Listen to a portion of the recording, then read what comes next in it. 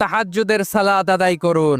বছরের অন্যান্য সময় উঠতে পারি না, অনেকে বলে হুজুর উঠতে পারি না, কিন্তু রমাদানে সাহারি খাওয়ার জন্য তো উঠাই লাগে। কি বলেন? আল্লাহর হাবিব বলেন তাসাহহারু ফা ইন্না ফিস সাহুরি বারাকা, তোমরা সাহারি খেও, কেননা সাহারির ভেতরে বরকত ঢুকায় দিয়েছে কে? একটা খেজুর, এক গ্লাস পানি খেলো, সারা দিন আপনাকে তরতাজা রাখে কে?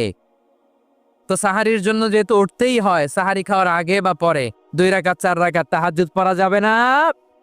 রব্বুল আলামিন বলেন অমিনাল লাইলি ফাতাহাজ্জাদ বিহি নাফিলাতাল লাকা আসা আইয়াবাসাকা রাব্বুকা মাকামান মাহমুদা।